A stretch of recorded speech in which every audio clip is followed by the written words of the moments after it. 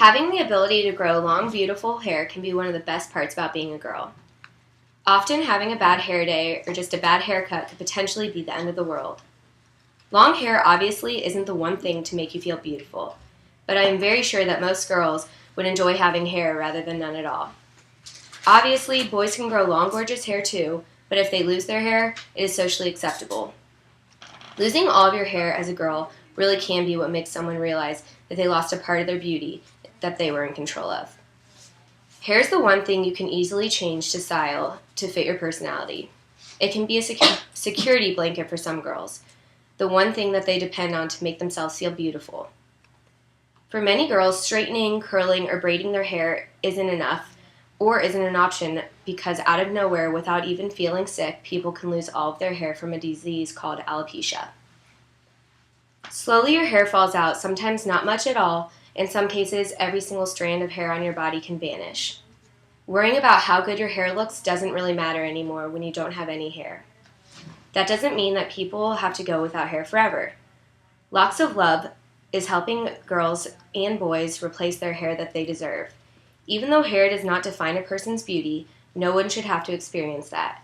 Locks of Love helps those people out so they can forget about their disease. What is Locks of Love? It's an organization that uses real hair to create wigs for people who have either lost their hair from chemotherapy to fight off cancer or battling alopecia. It's only for young girls and boys, and the creation of these wigs takes a lot of work. The process starts with a person of any age or gender to get a rather lengthy haircut for the benefit of someone else. Some hair salons offer free haircuts for those who are donating to Locks of Love. It can take more than 8 braids to create one wig. That seems like a lot of hair, but they make wigs that look real for anybody. The hairdressers start off by measuring 10 inches of hair at the least. The longer the hair, the better. They slowly braid the minimum of 10 inches of hair, then in time they make the big chop. For many people, this can bring tears to their eyes, and not always good tears. It's difficult to hold a large braid of hair that used to be attached to your head. I know this from personal experiences. I definitely was not a happy camper at first. I've always had really long hair and figured, why not share my hair with those who don't have the ability to grow hair like I do? When I was 2 years old, I lost my strong, free-spirited, and loving cousin to a long battle of cancer. She was lucky enough to have a natural-looking wig to hide her head that was once full of pretty long red hair. Hair may not seem like that big of a deal until you no longer have it anymore. Being beautiful does not mean you have to have long, flowing hair, but once you don't have it anymore, it can be one thing that does not let you forget that you are different from most people. A large majority of people would assume that when you see a bald head, the person must be sick. Being able to cover their head may not only make a person feel normal, but also take away the constant reminder that they are ill. When I was in the 5th grade, I had heard about Locks of Love from a relative that I admired, who had done it herself. My hair was all the way down my back, and I decided to donate 12 inches of hair. Then again, when I was in 7th grade, I donated 10 more. Yes, my total of 22 inches of hair did not even come close to completing one full wig, but I know for a fact that with a little bit of help from other donations, there would eventually be a wig made for someone who deserves it and would get to share my hair. Although I did cry for a little in disbelief that I had actually cut off that much hair, it was one of the best feelings in the world. I recently found out one of my friends has alopecia.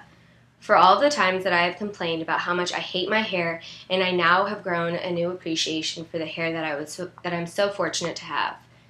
She has large bald spots, yet she doesn't let that bother her at all.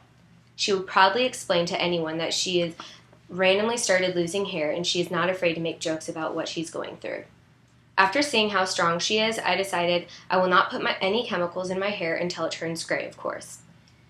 Not all permanent colors are unable to be used for donating, but certain ones are. If you have ever used any type of permanent hair color or chemical treatments, your hair is not able to be used. It's a shame that so many people don't know all these facts about Locks of Love. It is such an incredible foundation, allowing all girls to have beautiful hair back that was sadly taken away by an illness.